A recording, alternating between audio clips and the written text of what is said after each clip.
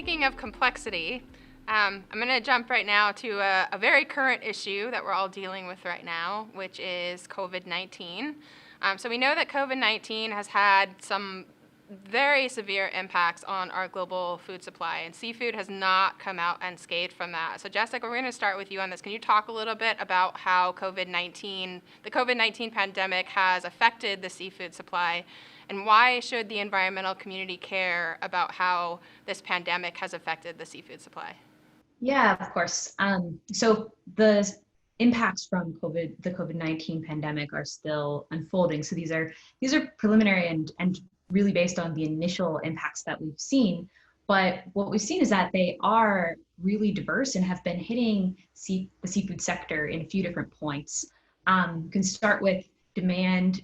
So start with consumers. The lockdowns have shifted consumption from restaurants toward homes with all of these restaurant closures, and also have shifted consumers to look for products with longer shelf lives, especially early on when people were going to the grocery store and speculating that there might be shortages or they need to have a month's worth of food at home. You started seeing more frozen and canned products coming off the shelves.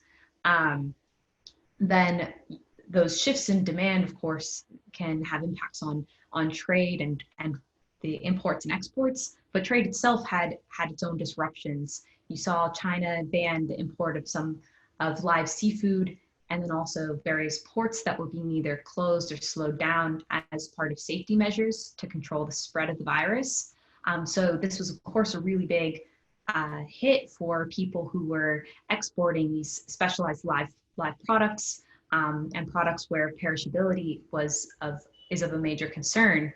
For the US context, we saw a pretty big drop, somewhere 25% decrease over the previous year in both fresh and frozen products for imports and exports in the spring. That sort of changed over time a bit, but has of course looked like a pretty big impact, or at least a big disruption to those supply chains. When you look on the labor side, that's also been a major issue. Restrictions of migrant labor, workers who have been not able to exit boats, worker health in processing plants has been a major concern, and all of those can trickle down into disruptions to productions. Some kinds of production, especially production where there was onboard processing, and they may not have been quite as affected. And then certainly other forms were affected by both the lockdowns and port cultures. And then talking about aquaculture more specifically than fisheries, we had a lot of producers who are having to make decisions about their stocking levels with this high degree of uncertainty on that near-term horizon. So this creates this whole range of kinds of impacts for the sector that happened simultaneously, and we're still trying to understand what that means for seafood longer term and the full accounting of what those impacts are going to look like.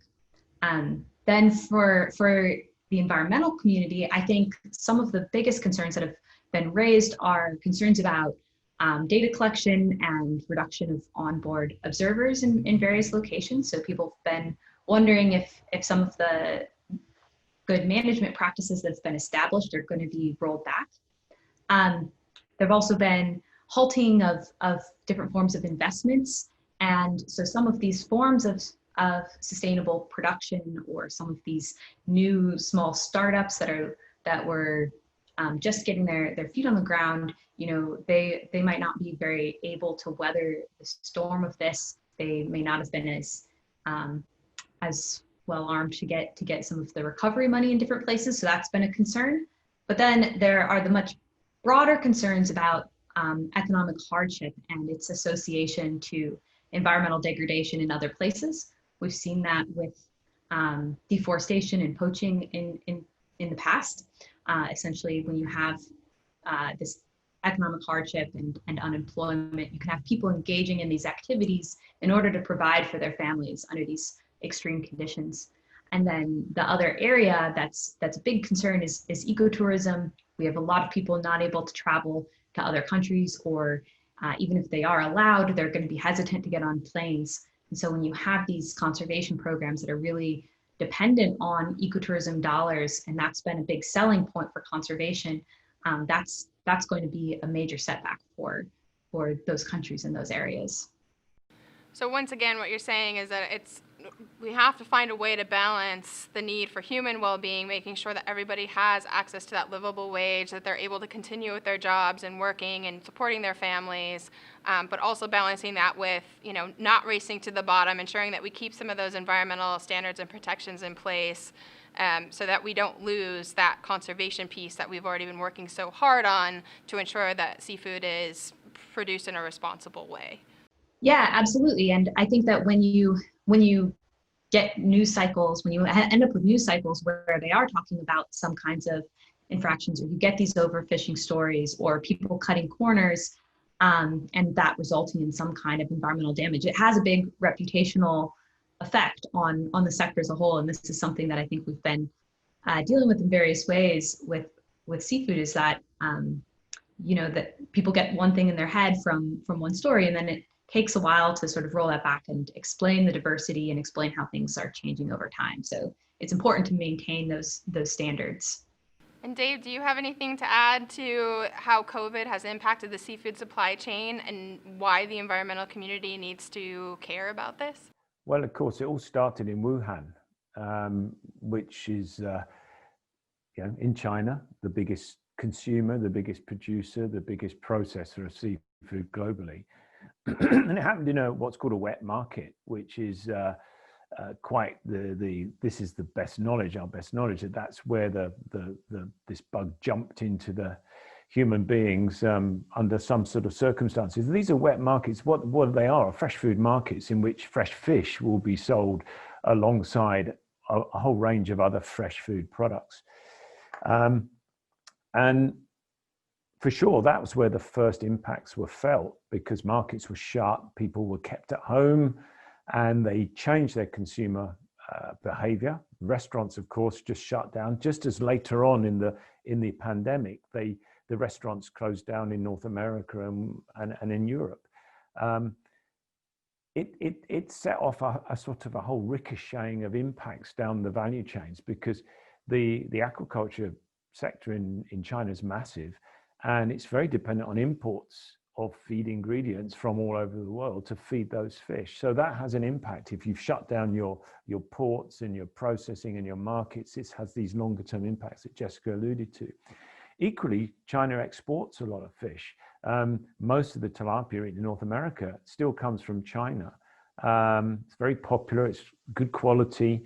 But increasingly, growth in that production and consumption slowed down, and more of it's been going to China, to Africa, to sub-Saharan Africa, which is sort of strange because that's where tilapia came from originally, but the Chinese just produce it really efficiently. And countries like Kenya have been importing increasing amounts of those fish. Come the pandemic, that supply chain just shut off. And it has had all sorts of interesting implications. We're not quite sure why. We suspect that the Chinese exporters found that North Americans wanted to fill their freezers with tilapia, and they started to big their exports back up to the States. And that means there's less going back into Kenya to consumers that have become quite dependent on that as a food source. So there's a sort of equity issue there. But it gave, coincidentally, an opportunity for the homegrown aquaculture sector, which is quite small in Kenya, to take advantage of that. And they started to see boosts in their sales in Kenya as a result. That didn't last too long, because then the Kenyan authorities shut down markets and shut down society in a way that was quite draconian. And they had to think on their feet again. And that led to another range of impacts. And some of those impacts were quite interesting. People lost their jobs, for example, often women, became involved in home retailing of fish in order to get the fish from the farms to the customers. So it's not simple, and there are winners and there are losers. And one thing you can be sure of is that perhaps things won't return to the way they were entirely before, because it's given new opportunities for ways to sell, to consume fish which weren't there. increasingly we see more people buying fish locally in both North America and in Europe. Rather than going to the supermarket, there's been new opportunities for local producers to sell directly, direct sales, internet sales, etc. So there's been all sorts of dynamic that's come out of the pandemic, and it's not all been totally negative. Yeah, and it has been interesting to watch here in the U.S. And Jessica, I'm sure you've also seen this, and I'm sure this is also happening in the U.K. as you mentioned, those shifts to the local producers who are able to sell direct to customers. I think Jessica, you talked about this earlier too, in that shift from fresh to frozen. So can you talk a little bit about how some of these shifts have played out specifically in the U.S. and the U.K. market? Jessica, we'll start with you. Yeah, sure. I think one of the most interesting things with this direct-to-consumer response really to COVID is that consumers are being exposed to a wider range of species than what they might normally consume. Here in the US, we have massive diversity in what's caught and what's produced, and a good bit of that gets sent to specialized markets or sent to big cities and specialized restaurants. People don't necessarily produce those at home. But with this direct-to-consumer approach, we have these sort of smaller companies pairing with chefs to do consumer education about how to prepare those fish.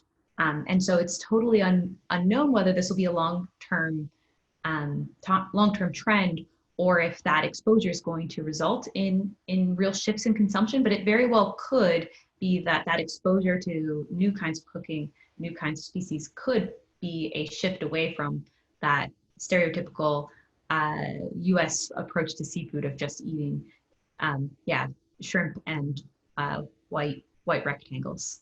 So there might be these long-term effects from that side. And Dave, how about the UK? What kind of shifts have you guys seen in terms of seafood consumption? Well, it's been interesting because again, there's been, people very dependent on restaurants have really had a tough time. But our supermarkets have done very well. And the salmon producers, we have a big salmon industry here in Scotland that are well linked in with supermarket trade, have done particularly well. Not so good on the exports. They were exporting to Europe and North America and China and places. They've dropped off a lot. But again, with something like a salmon, which has got a kind of long production cycle, we haven't actually seen all the impacts yet. And as Jessica mentioned, we'll see as it rolls on. Has stocking been kept up at the level that you might expect under normal conditions?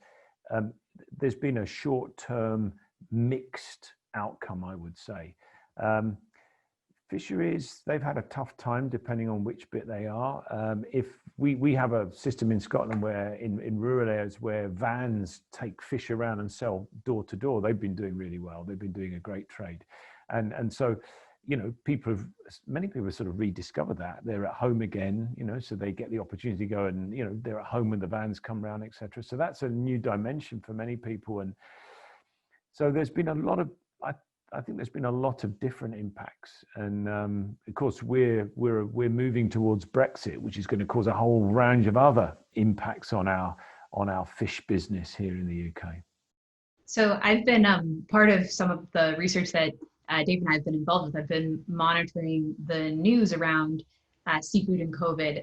And Dave, I just want to say that it seems that almost all of the news coming out of the UK is just about fish and chip stands. So my limited perspective is that's the entirety of what's going on in the UK. We mainly eat fish and chips, yeah. Who doesn't love good fish and chips, especially in the dreary, rainy weather that you're having right now, right? Yeah, you need it. Comfort food. It's perfect.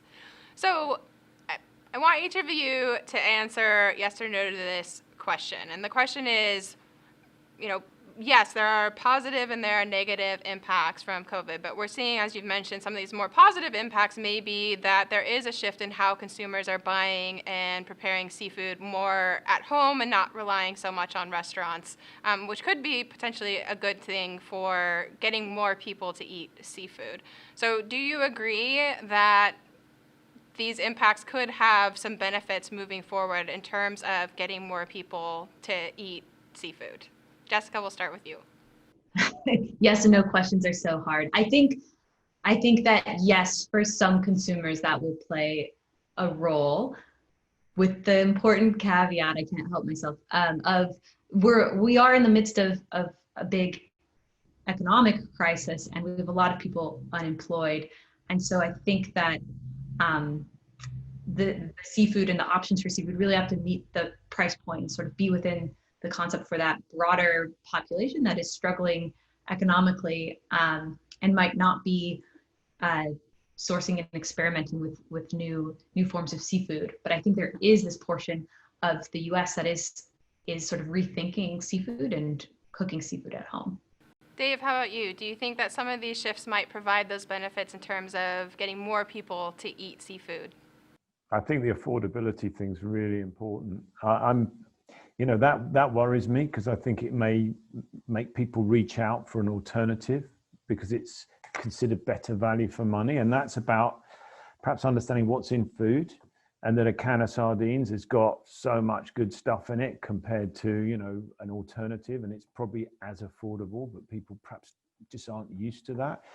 The debate that's been sparked in the UK partly is that, you know, your likely risk of having a serious outcome from contracting COVID, of course, is very much linked to obesity and other other health issues. And there's maybe this is the force we need. I mean, Britain is public health is shocking, you know, in terms of obesity. It's only second worst to North America, to you guys in the US, you know, so we're bad as well. And we've got we're under enormous pressure, I think, to shift public health through diet. And there's two reasons for doing that. One is just been slammed us in the face with COVID, that if you do suffer from overweight, underlying health conditions, you're much more vulnerable.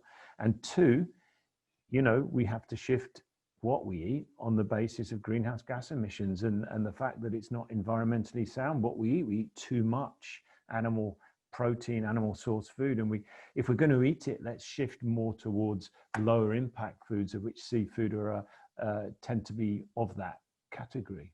So yeah, I think it could have effects, but it's going to need policy change, and it's going to need investment. And given all the other pressures on government purse strings with these massive deficits governments are running up to fund the response to COVID, yeah, there's going to be short-term issues for sure. And just to add on there one small thing, I guess some of the places where we have seen increased access to seafood for low-income people is that some of these producers are donating large amounts of seafood to some of these food banks and help with that distribution. And so there could be some of these outlets that are part of the relief efforts that we are seeing, and properly structured relief efforts could support some of these smaller producers and making seafood more affordable.